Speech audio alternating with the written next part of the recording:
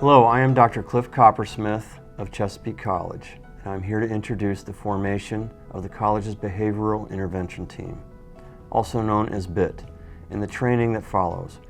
We are requiring all members of our college community, staff, faculty, and students to view this video. Since the tragic shootings at Virginia Tech in 2007, colleges across the country are developing and implementing early intervention approaches designed to stave off similar occurrences.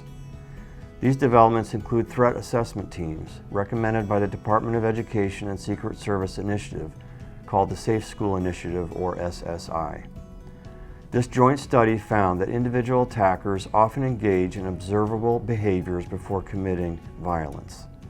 Our threat assessment team, or BIT, is a multidisciplinary group charged with implementing timely threat assessments and early interventions so that the welfare of all of us, students, staff, faculty, and visitors, is protected. BIT's composition comprises diverse roles from the college: Dean for Students, Accessibility and Student Compliance Coordinator, Director of Public Safety, Dean for Faculty, Director of Academic Support Representative, an Advising Representative, the Director of Student Life, Cambridge Center Representative, and the Cambridge Center Public Safety Supervisor. My thanks to the BIT members for the important work they've undertaken. You are an important link to BIT's effectiveness, and the remainder of this video provides guidance on how each of you can contribute to Chesapeake College's well-being. BIT's formation is mandated by the Maryland Safe to Learn Act of 2018 that requires the college to adopt a policy for the establishment of an assessment team. At Chesapeake College, BIT resides under the direction of public safety. The following information provides guidance on what kinds of behaviors may be concerning and how to make a BIT referral. Please remember, when there is an emergency, you should call 911 first and then public safety. Examples of emergencies appear in your Emergency Procedures Guide. If you're a student, you can find the college's Emergency Procedures Guide on My Campus. Emergencies warranting calls to 911 and the Department of Public Safety include people threatening to hurt themselves or others, active shooters, aircraft crashes and bomb threats, chemical spills, crimes in progress, fires and explosions, and hazardous gas leaks. Regarding referrals to BIT, some of you are probably those on campus to whom students and employees confide. I want to emphasize that your role was to help keep this college community safe. It is not your role to determine a behavior is criminal or evidence of mental illness. Rather, it is BIT's role to make the proper referrals on behalf of those in need of assistance. Thank you in advance for your participation in this initiative. It is BIT's hope that you will be more informed after viewing this video. I want to talk about the types of behaviors you should refer to us. Later in this video, we will cover how to make a referral. There are 4 categories that BIT may investigate: psychological cases, anxiety, depression, psychosis; minor conduct cases, vandalism, classroom behavior, disruptive activity anywhere on campus.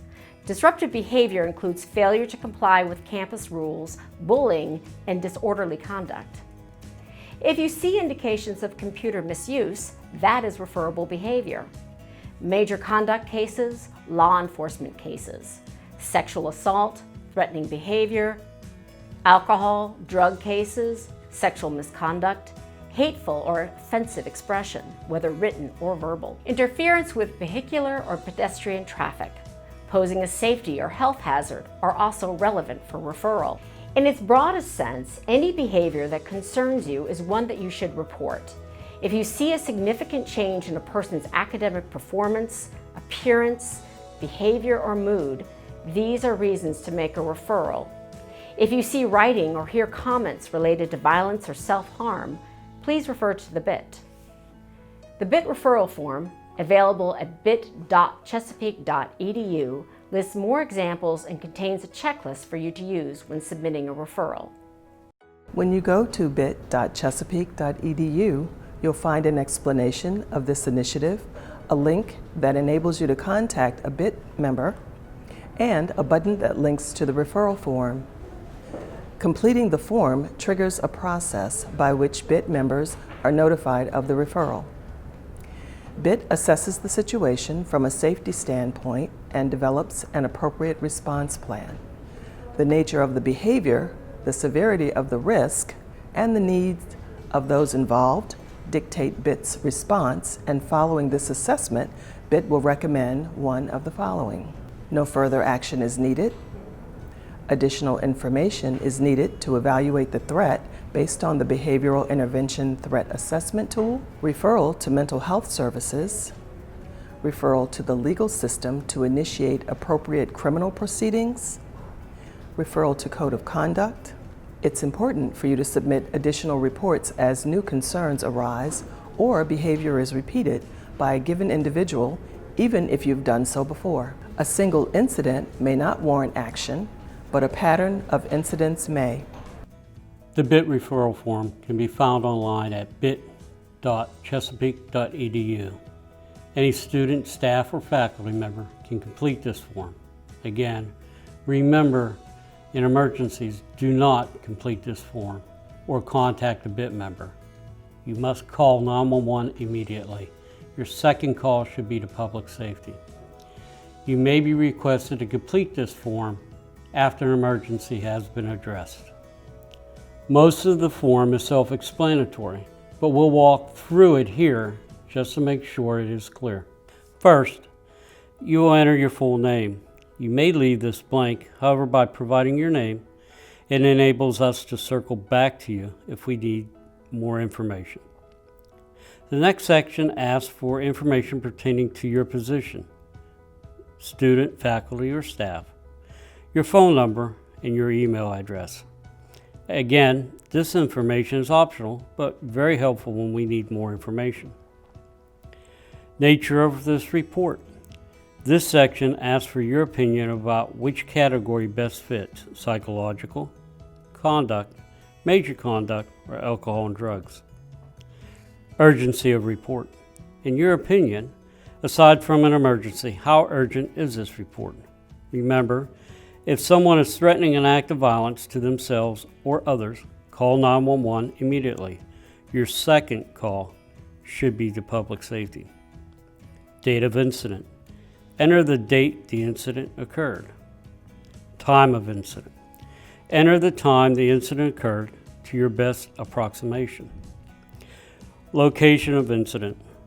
Where did this occur, or where do you anticipate the incident occurring? Specific location. Building, room number, parking lots. You can enter specific information in this text box. Involved parties. Excluding yourself, who are the individuals involved? You may want to complete as many fields as possible. These fields include the names of the individuals and organizations, role, person's phone number, name of concerning person, name of victim, and addresses. The next section helps you provide more information by showing a checklist. Check as many boxes as you feel necessary. The final question allows you to enter the text describing the occurrence in more detail. If your concern is based on a third-party information, say so. You also don't want to report as fact something that you are not certain is a fact. This form is not an attempt to get someone in trouble. It's a tool that we will use to reach out to an individual, offer assistance, and to protect our college community. In conclusion, BIT members take their charge seriously and want to do the best possible work on behalf of Chesapeake College. Perhaps more than ever before, this initiative emphasizes the interdependency between all of us here. We thank you in advance for your support and assistance. Your contribution is essential. And remember, if you see something, say something.